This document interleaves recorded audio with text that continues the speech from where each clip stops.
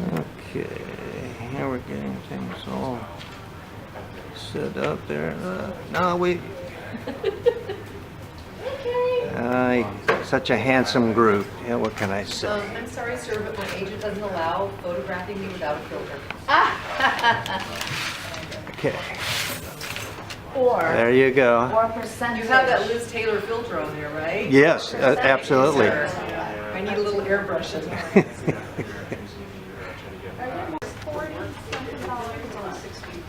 Maybe they'll go up after this year.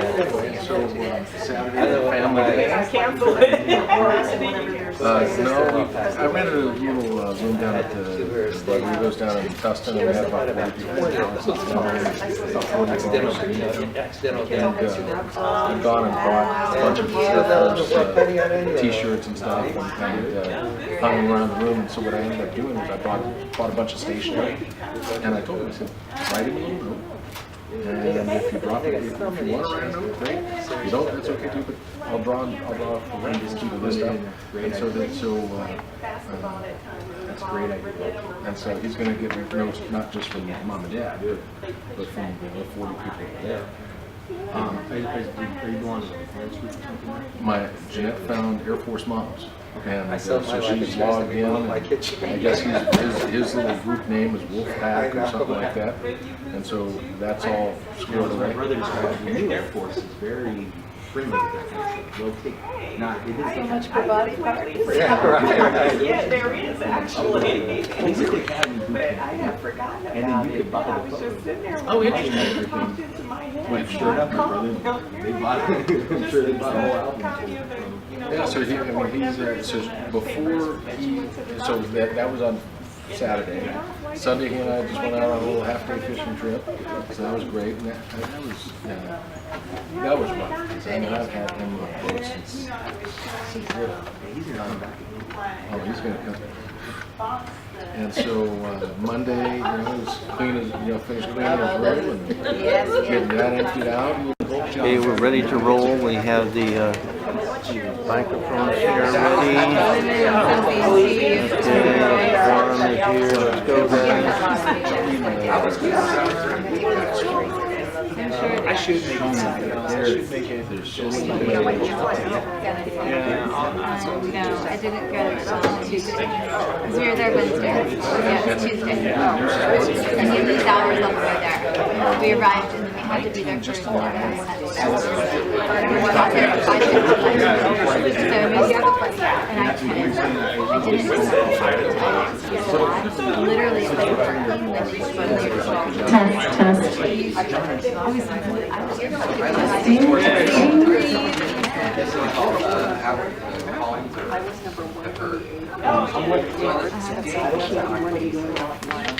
That's right. And they were like 26. So just be good. And take care of yourself. Professional picture. Second, 2018 Security Check for President call for the board study session of Rowland Unified School District of Education to order. It's time 4:43. Roll call, please. Sure. Lynn Evenkamp. Here. Angelina Pride. Present. David Malkin. Present. Donna Freedman. Here. Carrie Chen. Here. All board members are present. Are there any changes, item to be pulled from the agenda? None from staff. Then a motion? Second. Donna? And Ms. Price, second. All in favor, say aye. Aye. Opposed? Motion carried. Flag salute. Lee, would you lead us? Please stand, put your right hand over your heart, and recite after me. I pledge Allegiance to the flag of the United States of America and to the republic for which it stands, one nation, under God, indivisible, with liberty and justice for all.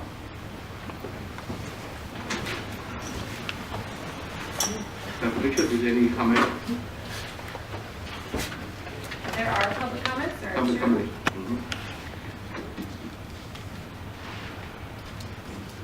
Yeah. Remarks are limited to 3 minutes unless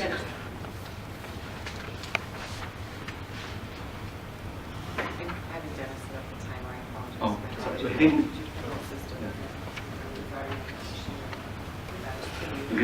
okay. Okay. Remarks are limited to 3 minutes unless extended further or limited by votes of the board. A maximum of 20 minutes unless extended by the board is allocated for each subject discussed. Ordinarily, board members will not respond to presentation and no action can be taken.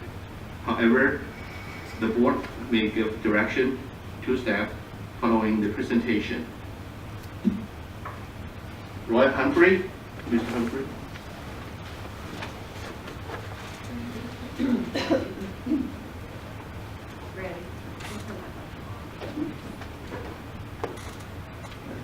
Hello. Okay, I'm Roy Humphreys, and the theme of today's discussion, we have to thank Mr. Alex Flores, who does seem to be present at the moment. It was when he first mentioned that we have nothing to hide, and Ms. Freeman seconded that situation. I have endless nightmares ever since then, and contemplating seeking counseling on this situation because it keeps burying its ugly head. If there was nothing to hide, why did Mr. Flores refuse to have the video recording of the Oswald crying lady public meeting? Why did our superintendent refuse to allow the video recording of the public meeting in the hideout with the local use situation? Why was Stuart Moe and Eric Hart still on agendas and the website long after their unceremoniously departure? Why? If you have nothing to hide, why were they there? When was it discovered that Nogales multipurpose room was a structural disaster? Why was it not mentioned at the Bond Oversight Committee when Committee Chairman Harry Peterson, a contractor, put out a laundry list of deficiencies of that multipurpose room? But as Natalie Moreno and Wendy Joan of the same committee, in true ghetto fashion, chose to chastise him for not appreciating this momentous improvements and disregard the critical issues. Especially when we consider it is so easy to hide this disparaging situation in the change orders when the district has lawyered up and hit other change orders in excess of the 10% rule and caused NIGO auditors to blush. If we choose to, if we have nothing to hide, how about want to lawyer up over the 10% rule, which is a red flag to corruption and incompetence? Why not bring on lawyers and accountants, forensic type, for the people's side of the situation and level the playing field? If it was not for citizen Roy Humphreys, I guess that's me, the abuse of the Associated Student Body and district funds exceeding $20,000, which was noted with the maid company's parade situation. These practices, which have been going on for decades, would still be continuing on, and some people call it fraud. Okay. And where is Mrs. Wilson? Did Stuart Moe leave over the Nogales discoveries? Did Eric Hart decide to leave after the heat in the kitchen got to be a little hot over the unexplained, where's the $25 million? Popped up his head. And also to let you know that my two nephews had graduated from Nogales, came over for Chinese New Year this last weekend, and I explained to them I had used their names in vain at the last board meeting, and Robert, the Boeing engineer, started chuckling and said whenever he tells anybody, the best is, I'll just reserve this for next time, so stand by for the next exciting episode. The next speaker, Mr. Shay Lohman.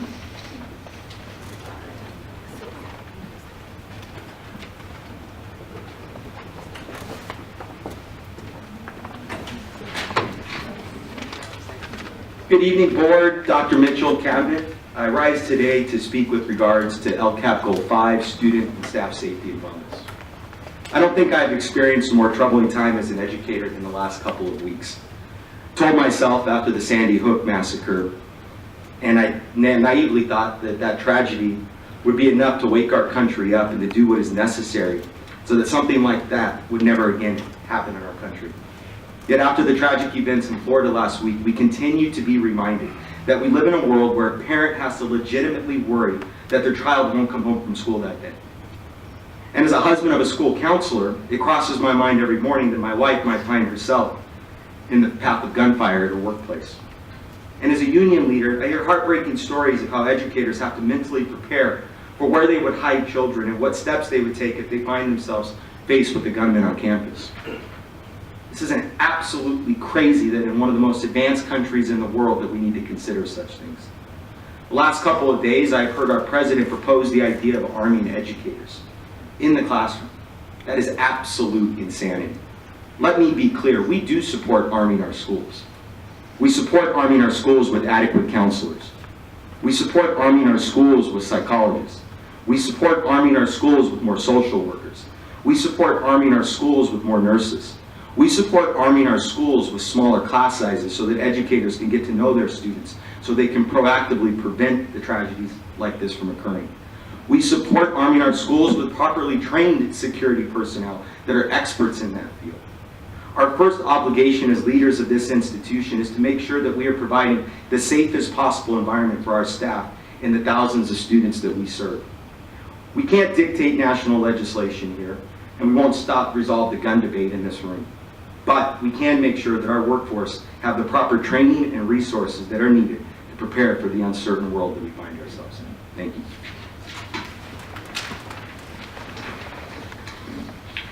Can we recess? We.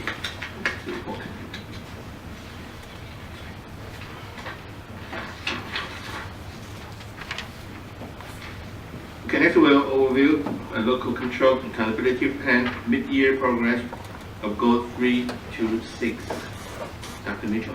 Thank you very much. So our staff has been working very diligently to provide an updated report to the board to share the progress and the information as it relates to goals 3 through 6 in our LCAP plan. So Teresa Healy is going to start off, and then we have Brian Hatt, Sylvia Rivas, Marty Bordona, and Frank Chang, who will be presenting information. Is that right? Well, good evening. Thank you for having us tonight, and thank you to my team for all the work that they've done. We also have the rest of our team sitting out in the audience and very supportive. You'll hear more from them in goals 1 and 2, but they also were contributors to our conversation today. So thanks to the team, because it is a group effort both at our sites and at the district office to do this work. Have a good signal for Brian. So as we work through our LCAP and we work through the district work, and I believe that the LCAP is our district work, we have some of our state and federal initiatives such as Common Core and our Smarter Balance, which we know is our academic work that we do. Also our ELD program and standards so that we can support those learners as well. Our LCFF dollars that wrap around and support all the work. We have our 21st Century Framework, our Next Generation Science Standards, and also our NCSC, which supports our special ed students. So a lot of national work is going on. Additionally, we have local indicators. We've done a lot of work with our PBIS program, our Future Ready Schools. In fact, our team just came back from some work with that. And our CCGI, which supports our college and career guidance and support. And then all wrapped around with our Rowland Unified Teaching and Learning Framework, which we've spent a lot of time supporting our teachers with learning and implementing this school year.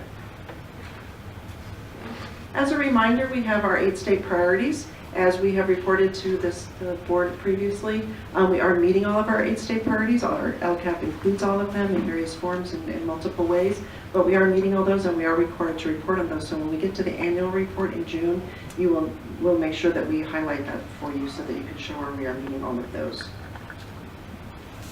So as we look at our LCAP timeline, and as a reminder that it's not necessarily a fresh write for LCAP this year, it is right there. The other example is that we have a Parent Involvement Academy, and that's happening pretty soon, where the parents have a variety of opportunities to attend several workshops. Finally, we have access and equity, and that's one of the critical things in the framework. In this area, we provide our parents with critical information, but while also making sure we meet the legal requirements of our federal and state programs that we have. So one of the things that we have is we provide several trainings in our DLAC in different councils, such as college and career readiness. We have AVID, we have SBAC training. We also provide them with training on music that we have. So we have, I think the picture is of Bryant, and we had a full house that day. One of the things that I'm very excited about is that we have a lot more parents now that we've had in the past several years, because it's one representative from each school, but now it's like a full house. So we're even thinking of not having tables anymore and having chairs. And I think that day was probably a full house. And Brian went over the whole music program and answered questions, and then he actually made them sing and dance. So they had a lot of fun. Also, we also have our opportunities for parents to learn about our English Learner Program, or about our special ed program, about our GATE program, and other programs that we have in the district. Finally, parents have the opportunity to learn about technology to bridge that digital divide. So one of the things that we provided for parents, which were the top 2 things that they wanted to learn about, is of course, what is Google Classroom? Because a lot of kids are using that, or most of our kids are using it in the elementary schools. And they actually got to go into Google Classroom and learn a little bit about it. It takes time, but we started that conversation and that learning. The other thing they wanted to learn about was the home link and how does that work. Because a lot of our parents, even though they know there is that opportunity, some of them are still working on what's the best way to look, how do I look up my students' grades, where can I ask? So we've really provided them specific training on that, and we've seen an increase, and there's still more to provide for them. Finally, we also had, this school year, we had family nights at some of our schools, and that integrated science, technology, and engineering and math, and those were well attended at several schools. So we're very excited about where we're going. There's still, more work to do, but our parents are very happy. A lot of them have mentioned to us that they're happy with all the parent involvements opportunities they have, not only in the district, but they also mention all the parent involvement opportunities at the school sites. So it's very exciting, and whenever I hear that, I call the principals and let them know your parent was bragging about your school and what you do for parent involvement.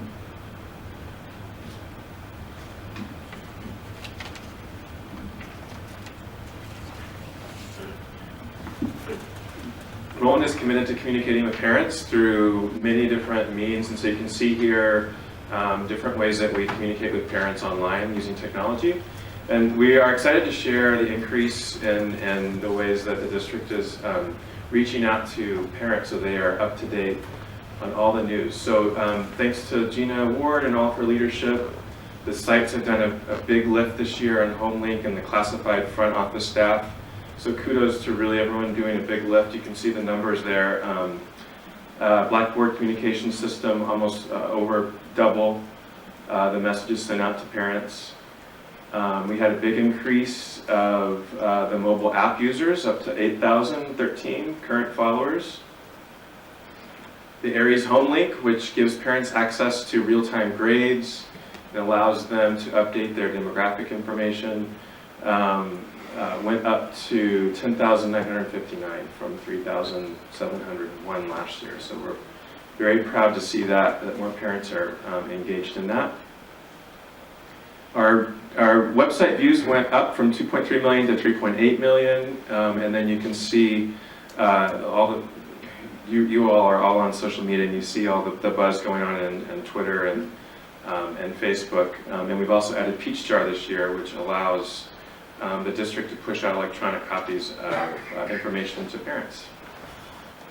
Sylvia, could you advance this slide? So goal 4 is around fiscal responsibility and facilities. Any question? Just a quick comment before you move on to goal 4. On goal 3, to you and to Sylvia. Sylvia, you talked about the workshops where the parents were Oh, sorry, I forgot about the mic. Thank you. You talked about the workshops to teach parents HomeLink and how you're having all these workshops.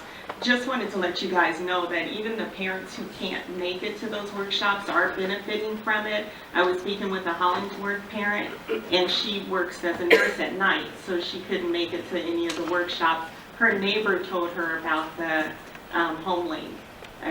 She was able to, or ParentLink, I'm sorry, and HomeLink, Aries one. Yeah, and so her neighbor told her about it because her neighbor went to the workshop for her to find out about it for her kids.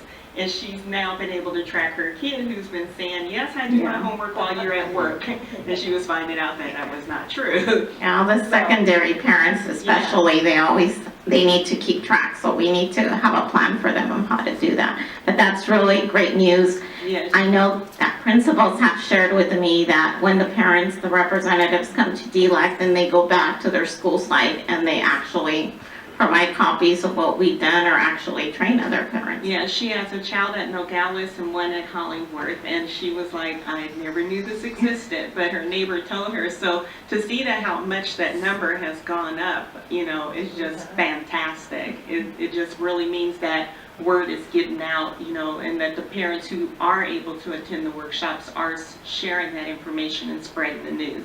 So thank you guys for your hard work on that. Thank you. Do you think any more questions on 3, or do you want to wait for that? Yeah, you're welcome.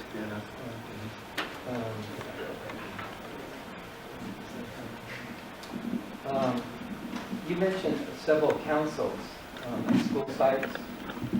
How are parents selected to be on those councils? So for school site council, since it's a legal requirement, there's actually a process where the parents have to be selected by other parents.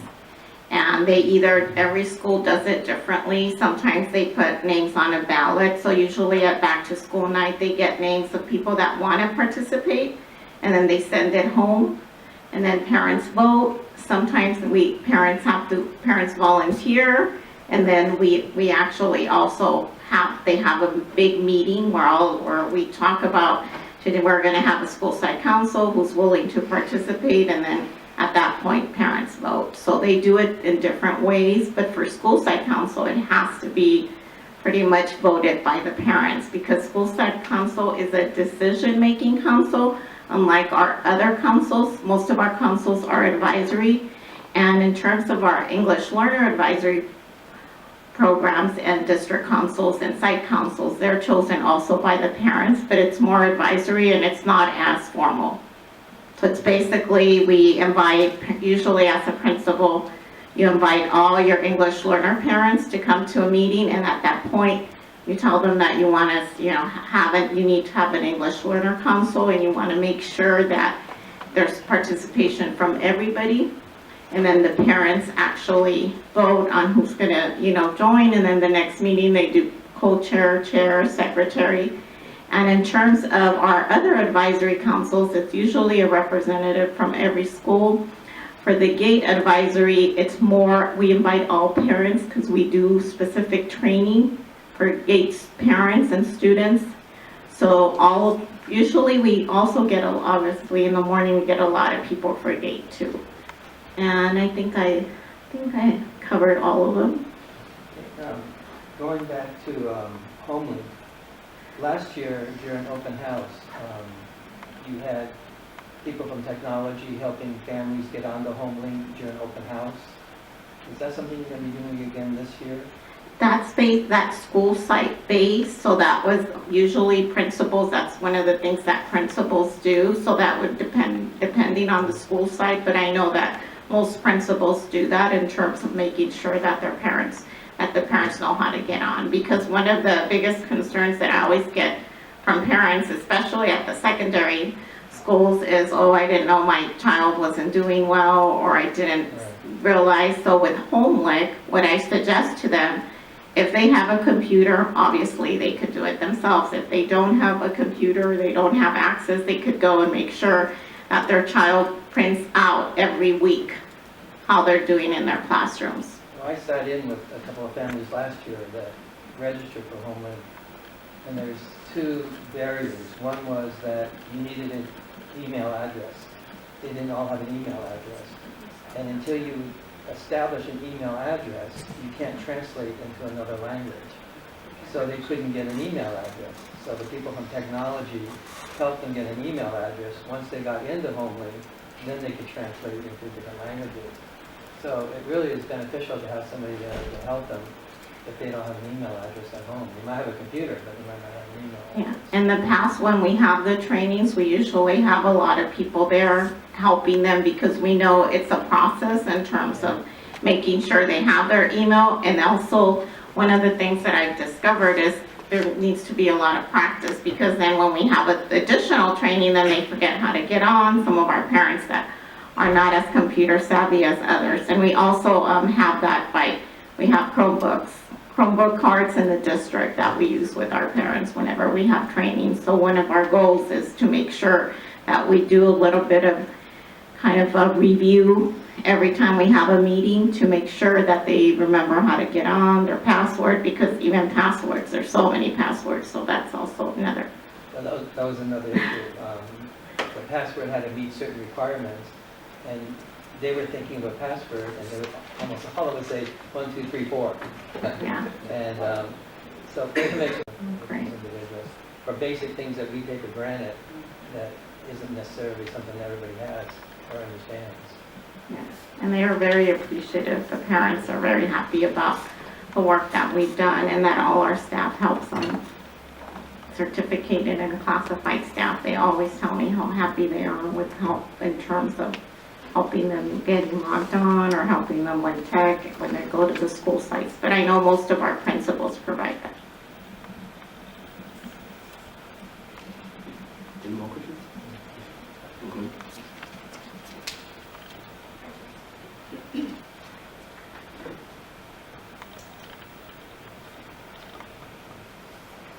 So for goal 4, which is fiscal responsibility and facilities, in the report that you received, the extended report, there is a list by site that shows the updated actions from Alex Flores' office that have been done from August until January. Included in that is the infrastructure updates for technology. So Phil George has been working on, they've updated the internet connection to the County Office of Education from 1 gigabyte to 10 gigabytes, which will increase the ability for more access to heavy content. As we add devices in the district, it will make the information flow a lot faster. They've also added 48 access points, Wi-Fi access points, that will allow faster content to be streamed. And then also in the report, we shared with you that we added around 4,000 devices this year, which brings us up to a total of 8,894 devices total since we started the new rollout with the district standard devices. So that's the number we're at currently.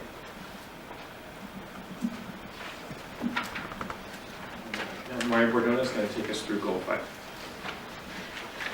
Can I ask you some questions about 4? I think this may be more for Alex, but I noticed that on page 9 that we see that there's still the access points at Northam and Santana are still pending. Do we have an estimated time of when they will be fully operational? I don't have that. I don't have that with me right now. I can get that answer for you. I do know in Santana there was an issue with the infrastructure that we're going to spend like $20,000 to $30,000 more to get the connectivity there so we can go ahead and have those installed. Thank you.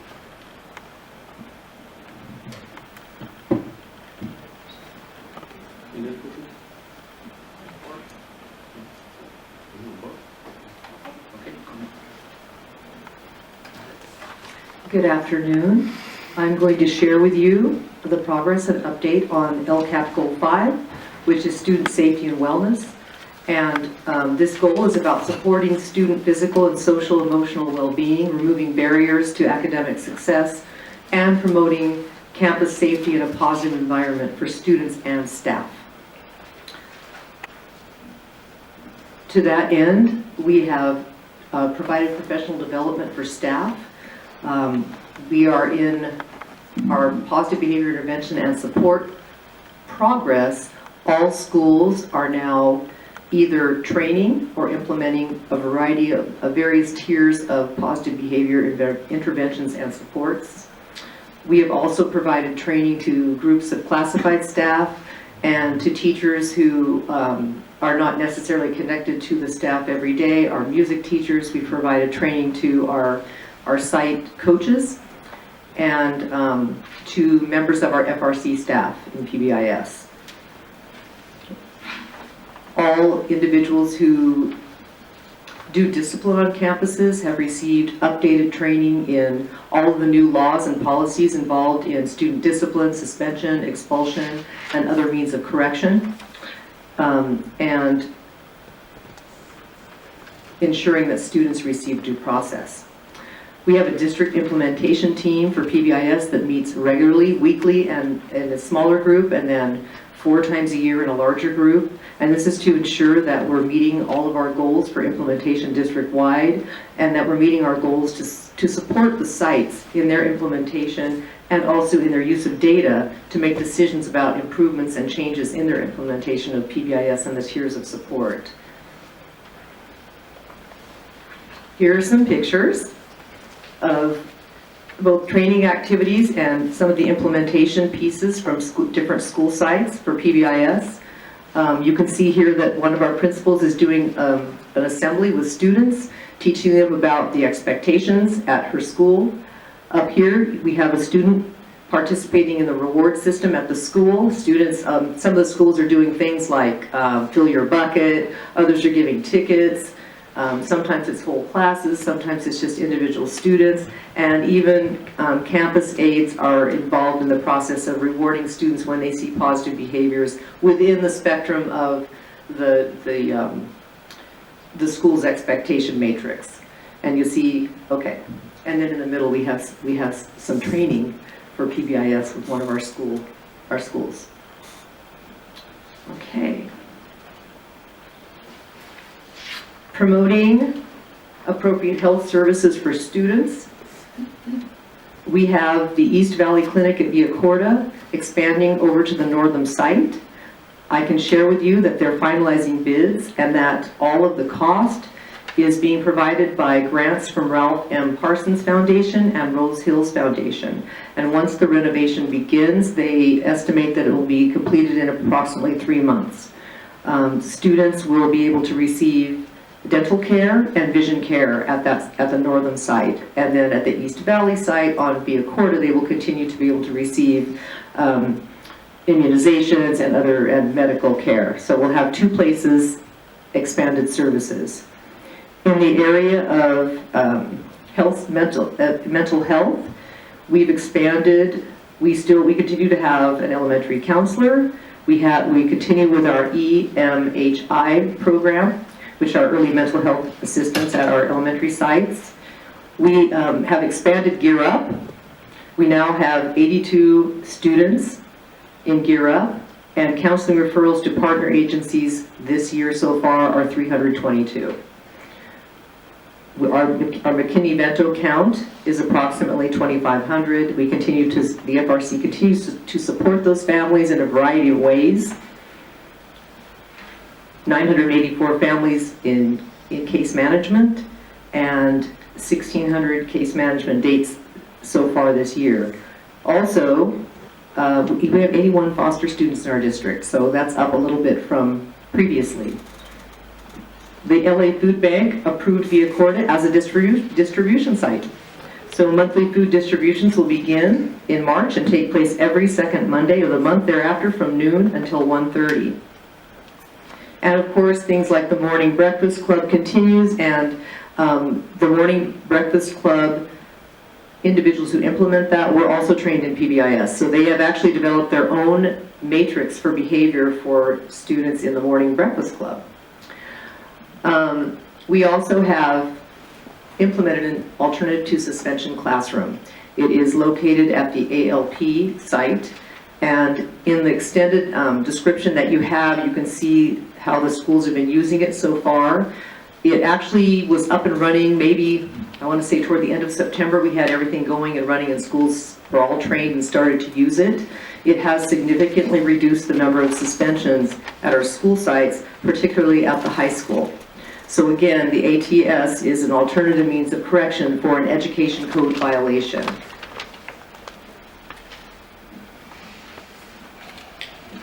Okay, I am now introducing Frank Chang.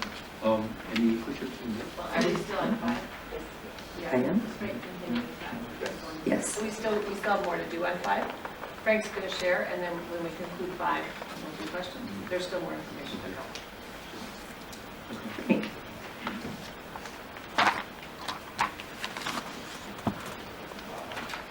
In continuation of goal number 5, I want to talk a little bit more about how counselors are also part of not just PBIS, but that from one-on-one meetings, registrations, course selections, parent info meetings. But what we've been able to do with counselors is that we've been able to bring them together, the secondary counselors, grades 7 through 12, and then focus on 3 particular goals. And you see them up there before you. And this aligns with what we're trying to do in goal number 2 as well as in goal number 5, and is really to help our students address their academic needs and in preparation for college and career.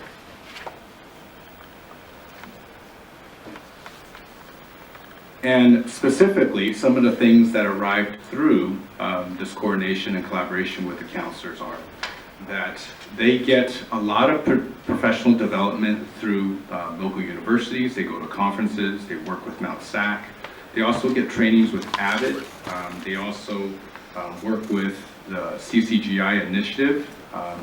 And of course, they go to the conferences that the UCs and the CSUs hold to remain updated in regards to how to help our students meet college requirements and how to get their applications in a tidy way so that they can get into the schools. Also, this year we celebrated our 2nd annual college night.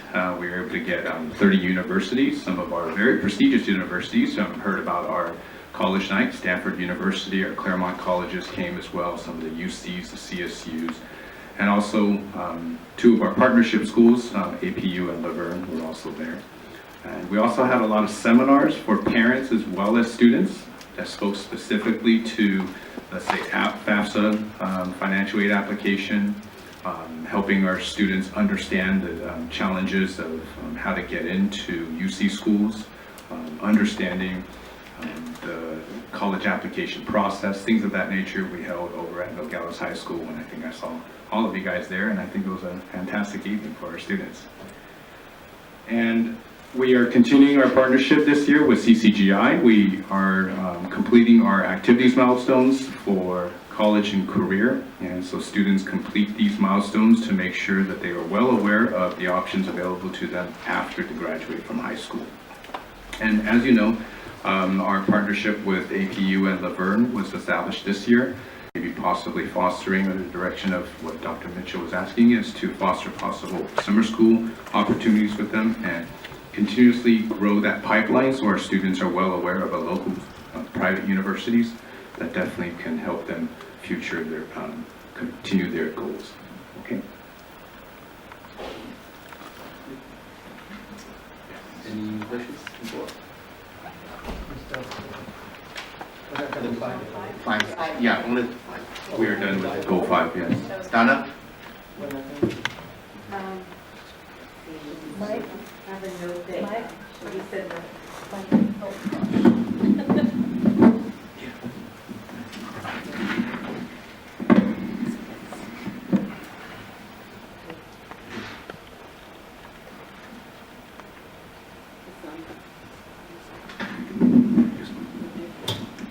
Okay, Maureen, when you said that the high school suspensions went down because of the ATS, I wanted to find out, how do you know that that was the reason why, or is it because the principals are not giving more suspensions? How are you basing that on? Well, the schools can choose to send the students when they have an ed code violation. Oh, sorry. I think I'm probably louder than a microphone. So when the students commit an education code violation, so something in 48-900, the schools can elect to offer to the parents the alternative to suspension room where they receive a restorative practices curriculum rather than a suspension home. It still is logged as an education code violation, but we of course receive ADA for it, and the students receive replacement behaviors and a reentry plan. So when they use the ATS, it doesn't count as a suspension against our suspension rate, and that's why it brings that down.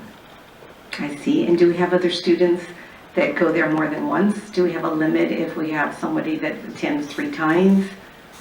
I think the schools are trying to give students a couple of shots at it if they need to, but most of the students only go once. The goal is to have them go once and learn some replacement behaviors and then not repeat that behavior. Okay, thank you. And then I have a question for you, Frank. Goal 5 is for elementary students, for all students, right? And you mentioned 7 through 12 for the counseling, which is great that we have a lot. What about our elementary students for counseling? What do we have available for them? I know that's not your field because you're secondary, but... We have 1 full-time counselor for elementary. For the whole district? Yes. And then I know we were working on interns. Do we have, like, through Family Resource Center? Yes, we have a lot of interns right now. I can't even tell you how many, but they're working. It's tripled in size from last year. And so they are at all of the sites through the Gear Up program, and we also have students through Pacific Clinics. Thank you. I'm going to further that answer too. We also have classified staff that work, and the former position child was ME, early mental health. And they there's 1 classified employee that works at 2 different school sites, and so they split their time. And they provide social skills and small group instruction and in terms of addressing behaviors at a young age as well. They work out of the Family Resource Center and report to Laurel, and also work with a counselor that is in the Family Resource Center as well. And then we also have counseling services that come out of Scott Jensen's office in terms of working with the BEST team for our elementary students as well. Thank you.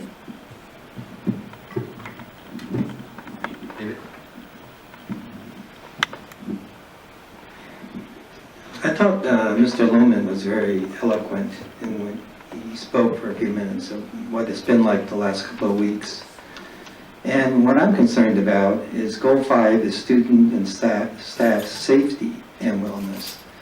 I'm not getting a good feeling as far as safety is concerned.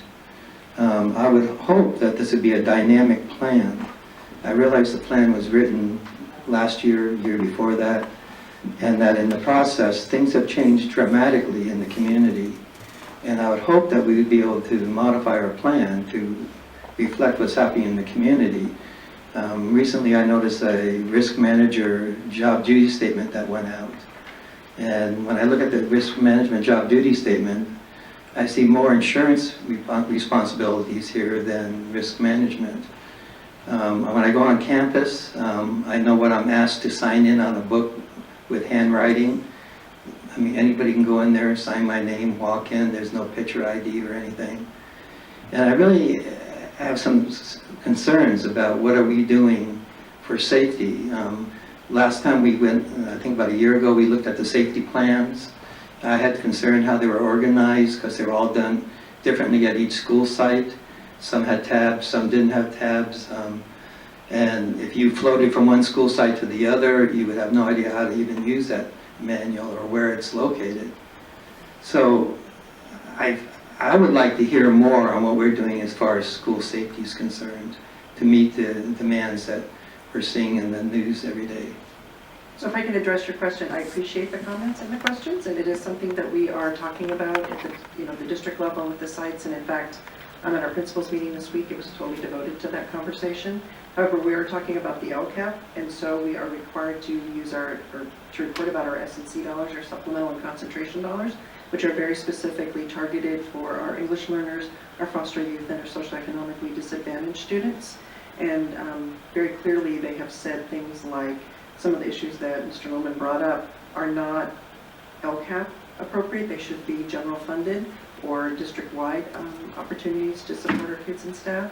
And so that will, I believe that will be a discussion at some point very soon, but it's not in the LCAP. I cannot buy additional police officers, for example, out of the LCAP dollars, out of the S&C dollars. We do reference some of the safety issues in our LCAP because it did come up as far as like supervision with students. So you see like new aids and campus aids and some of those references into our LCAP, but those are general funded items. They're not, it's not certainly a comprehensive safety piece for the district. So it's very targeted toward those LCAP dollars. And so those extra supports that we provide our most at-risk kids are the things that are addressed in the LCAP. But we are having those conversations about safety in another venue. And to further expand upon that, Mr. Malkin, is we do have a district safety plan. Each of our schools have a plan. It is a topic that is a priority, has been, and will continue to be. And I agree, Mr. Lohman's words were very poignantly spoken this afternoon. But the purpose, again, as Teresa has said, for this presentation is around the progress of the LCAP dollars. And where there is confusion, and there was some, even when we were at the ARE meeting about an LCAP discussion, our district goals, Goal 5, under our general budget is very appropriate, and we do intend to bring that full conversation forward to the board to share the work that we're doing and make sure that the board is aware when they are adopting the district and school site safety plans. So we do have a district goal, which includes the safety in the way that you're thinking in terms of district security and safety.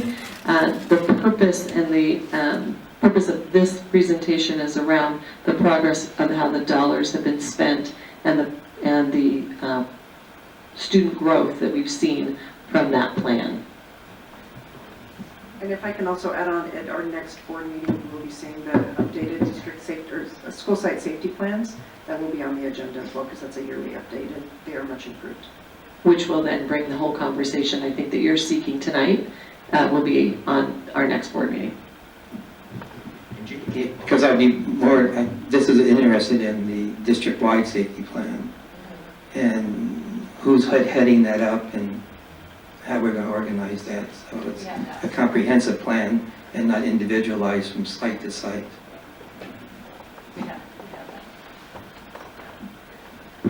We do have that, David, just so that you're aware, and I'm sorry, Angelina, I think you were getting ready to take it. But recognize that we are required to have site-specific safety plans. And so there are, I mean, obviously there are individual needs at each of our school sites, and so there are site-specific plans. However, within those plans, and Mari and her team have worked based on the recommendations that were brought by the board from an organization standpoint. The content was all there, but you had made some requests regarding organization. And then further from that perspective, as Mari and her team have worked with our principals so that there is clearly represented what is district response and action and support, and what our specific school site needs based on their unique facility and or grade levels. And that is in our school site plans. Just a simple quick question. Currently, do we know what the student counselor ratio is at both Rowland and Nogales? And if you don't know it today, you can tell me later. I don't want to put you on the spot, but I'm just curious as to what it is now. Based on the contractual agreement, it's 420 to 1, and we try to staff it accordingly. Based on the contractual agreement, it's 420 to 1, but I can get you the specifics based on our enrollment, and I can look at the enrollment number and how many counselors, and I can get you the specifics. Okay, one more quick question, I lied. When we look at our concentration grant money, and I know it has to be used for specific things, specific populations, are we using any of that for additional counselors to work with those populations, or does it just go more into training? Or just curious. I don't know if you know. If you don't, you can answer me later, and that's more than fine. So Our counselor ratio was much higher before the LCAP, and so we did put dollars towards staffing, so we did add, I think it's 3 or 3.5 counselors to get to that ratio, so that we use the S&C dollars to lower the ratio. Each of our secondary schools has a significant population of our unduplicated count, or unduplicated students that are represented, and so by lowering that count, or that ratio, we do serve all of the students that way. And then, so there is some training dollars, but most of it goes towards the staff. Thank you. Any more questions? I have a question, Marie. We are expanding the clinic facility to Northern. Yeah, and it happened this year, right? Yes. Or that. How was the funding, and how was the facility? How's the do you use our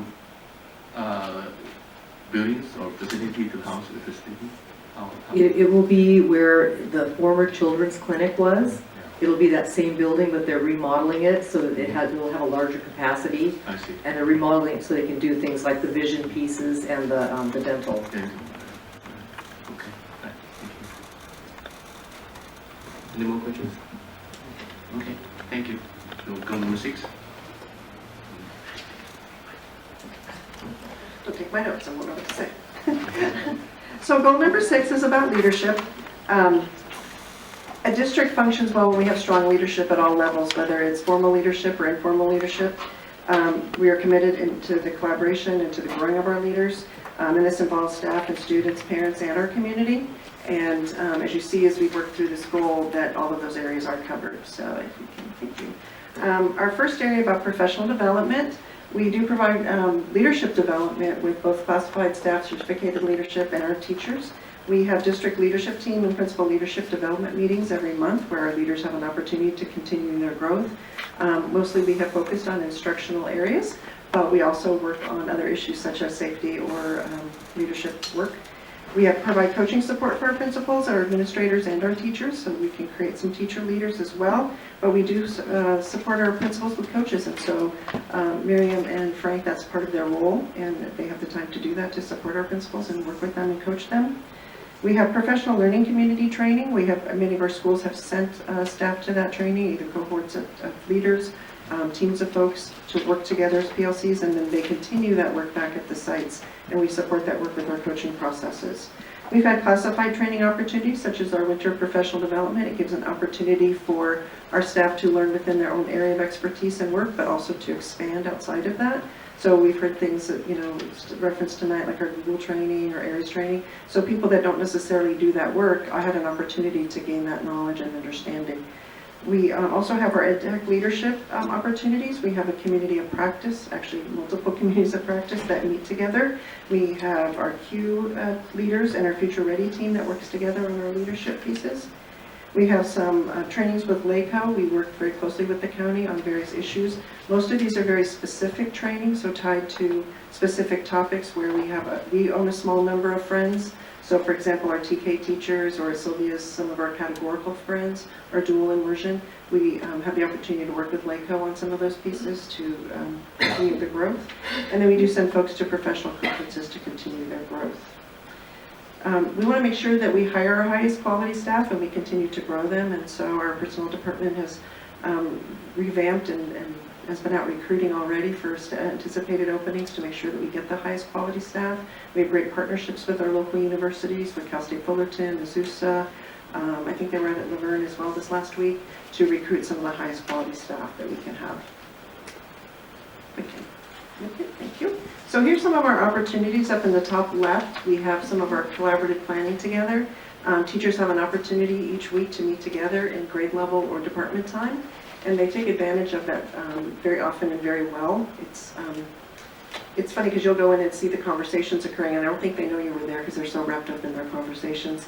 I had the opportunity today to meet with, I was walking a campus, and so one of the grade level, they have common grade level or course-alike prep periods, and so had the opportunity to sit in on part of their conversation about working towards common assessments within their units, and just the power of that conversation of creating that time for the teachers to do the work and then giving them the tools to have the conversation, and that's very powerful work. with our kids. In our top right, you see some of our classified professional development day work.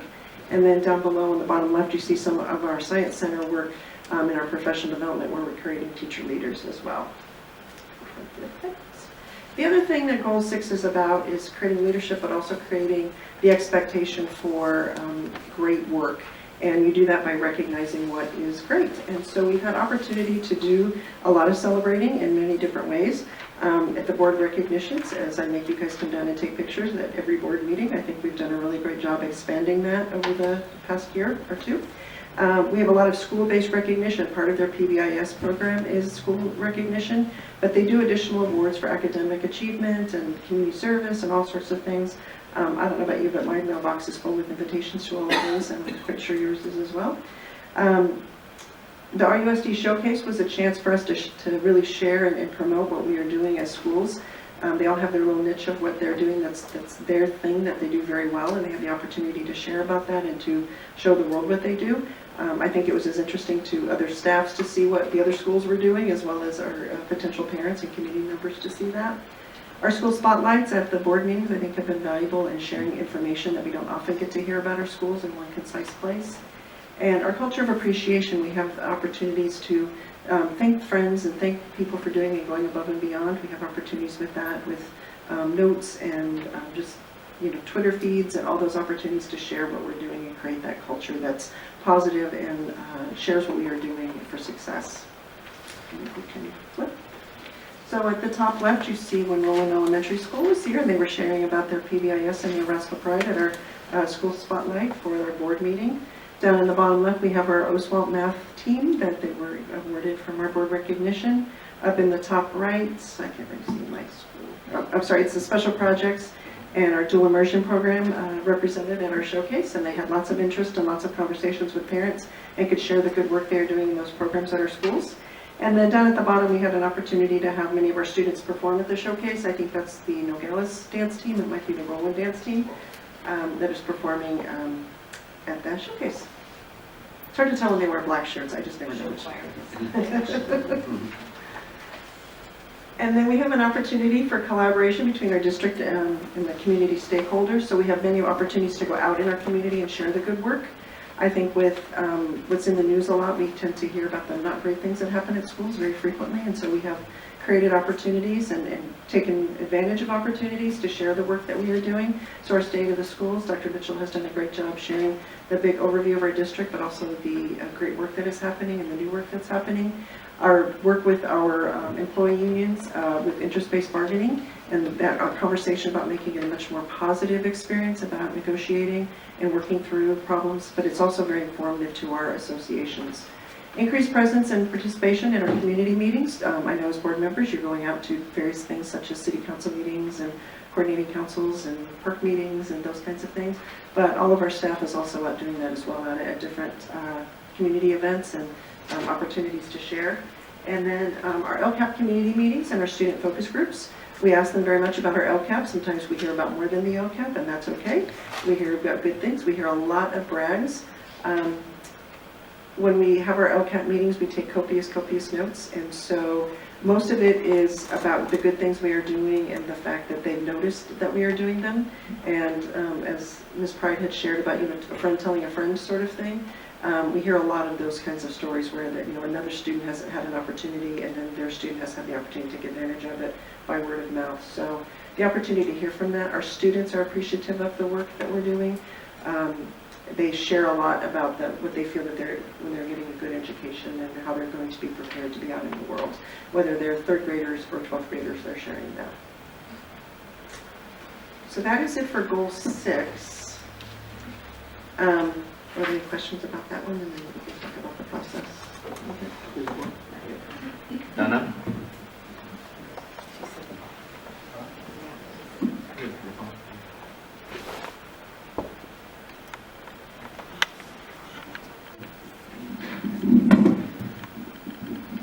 Just a comment. Frank and I were at Giano today, And as we were walking classes, there were two teams working together. What I really like is they include the SDC teacher or the RSP teacher, very good planning. And he shared with us that they're required to meet at least once a week, if not more, which a lot of them do. And then I was thinking about elementary when I left, and so I think it's terrific that we have them, we have PE and music for our elementary school teachers so that they have an opportunity to tap the same kind of meeting. And they talked about the backwards lesson planning. Yeah, and so they were working hard and explaining a little bit to us, and just very good. So we know that a lot of that is going on, because you wonder during the prep time, what are they doing? And we know that they're working really hard. That's all, just a comment about And if I can just add to that, they're expected during their music time to collaborate at the elementary schools, and like at our secondaries, they're asking, for once a week or some version of that. And oftentimes you'll see them together at PE times, you'll see them together at lunchtimes working together. They're utilizing the coaches to support that as well. And then even, the grade level or common planning time during the day, you'll see them multiple days planning down to the lesson work. And what's nice is when you visit the classrooms and you're going to the same grade level, you see the same lesson taught differently, but the same thing, so they've been collaborating. It's really nice. Thank you. When I look at social media, I notice a lot of innovative teaching skill classes that are being given both on their own time and our time. What I'm wondering is for areas where we're not meeting our targets and we need additional help to move ahead, how does that get into the learning program that we have classes to teach teachers how to achieve a higher outcome when we're not achieving the outcome that we want? How does that get filtered in? So I'm going to preview you to our next presentation in goals 1 and 2, and that's where we do address those very particularly with our special ed opportunity, as well as some of our other groups that are performing to where we'd like to be. We will address that during goal 1 and 2 very specifically. Thank you for the question. Lee? Ms. Healy, when you talk about parents praising what's good, do you also get comments about what they would like to see better at this, even though it's in the middle of the year? Mm-hmm. Oh yeah, they're very free to tell us how they feel on both directions. It's interesting, when we first met, they wanted a lot of things. We want more of this, we want more of that, we want this other thing that somebody else does. Now it's really the groups, I think the parents are better informed, and it's not like, oh yeah, our DLAC has been together for 3 years, change out. But I think as a whole, our parents are better informed. And so they're really saying, we like this, we want more of it. Or we want this, but now the next step for us is that. I mean, they're very clear about what it is they want. They'll also ask questions about when they think something isn't going to the level they want, or give us that feedback of that, and offer alternatives to it. It's not just fix it, it's can you fix it this way? And they're very clear about it. And we've talked about the students a lot about being very candid. The parents are very candid as well in our discussions. That's very important, I think. My other is a general question. I saw this piece online, but I didn't see this piece online. Were they both there? No. And so this is an explanation of... Yeah, it's a deeper dive into what's in the PowerPoint so that you have more of the background data that goes with it. All right. Any more questions? I have one comment. The island provides opportunity for the collaboration between the district and community stakeholders, and the list of work. And I think that's another one is the school tour. That was pretty good too. Oh yes. Yeah. So you missed that one. Yeah. The parents have learned so much about that tour. I do. Yes. Thank you. Okay. Can we go forward? Yeah. Thank you. So then, as we go through our process of revision, I just want to remind you that we are in the process of gathering input from our stakeholders. We've had the opportunity to meet with our Superintendent's Parent Council, which represents our SED parents. We've had the opportunity to meet with our DLAC for our English learner parents. We have also had the opportunity to meet with our ARE representatives and our ARA representatives as a group to get feedback from them. We are ready to go on having some pizza We start next week with our student lunches and snacks, and we will meet with the community as well in about 2 weeks. So we're reviewing the goals and outcomes at our board meeting. I'm sorry, is that, can you go back one slide, Brian? So an opportunity, I just wanted to point out that we have a picture of Dr. Mitchell talking to students without pizza. So I think that was a very important point that I would like to make. But I also want to acknowledge that it's not, people assume that it's just, like the district administrators who go out and talk to folks. And so in the top right, we do have Sylvia Rivas talking to students. And in fact, I believe that was a group that she was speaking to in Spanish because the students felt more comfortable talking in their native language so that they could share about their EO experience. But I will also share that down in our bottom left corner, we have Sharon and Belinda, two of our CSEA friends, as well as Shay has participated quite often in our groups. We've had many of our LCAP council folks, so that includes some of our principals, but also some of our teachers and actually a few parents that have been part of that to listen to our students and share, or our community members to share what they're thinking. So I think it's been valuable for us to have those conversations and to have them with many people and many people listening as well. So here's our process. We're calling our new LCAP year 2 because I feel so accomplished that I get to roll from year 1 to year 2 for the first time ever. That's quite a little kudo because I keep feeling like, I'm being retained in year 1. So review of our goals and outcomes at our board meeting. We have shared that at our last meeting, and we will continue to do this work as we go through our process next time for our goals 1 and 2. Our LCAP council is set to meet very shortly, and they will go through the process of the feedback and then also give us some insights into some direction that they'd like based on some of that feedback. Our Community Parent Student Employee Association input, we're in the middle of doing that as well. Our community survey, we're getting that ready to launch. We are using the new Qualtrics system, and so that will give the data feedback that we get will be much more user-friendly for us to process and use.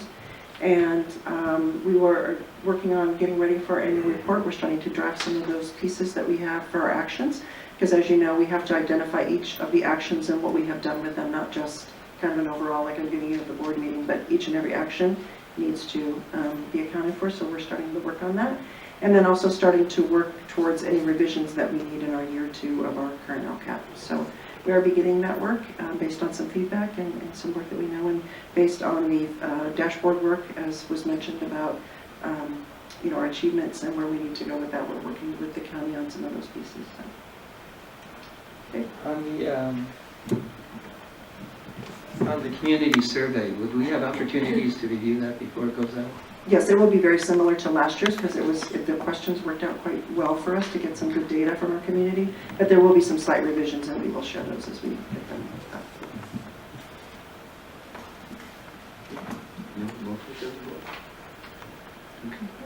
Well, thank you for the opportunity to present, and thank you to my team for all their hard work on this. So. Thank you, team. Thank you. Any additional questions? Apparently, the one I was questioning was sent out on an email prior to today. That's a board report. Oh my gosh, I thought it was part of it. It's okay. Okay. I'm glad I didn't miss something for today. No, you have it all. Yeah. No more questions? All right, okay, there's no closed session tonight, so let's move to adjourn meeting. So I need a move for adjourn meeting. I'll move. Second. AJ second? There is no No closed closed session. session. No No topics closed to session. discuss in closed. So we no closed session. Okay, we say aye? Aye. Motion carried. Adjourn 5:51. Thank you. No, not in the study session. Yeah, not in the study session. Okay, open mic. Anybody want to protest? This is your time. Open mic. Somebody wants to open mic here. Well, folks, looks like it's bye-bye.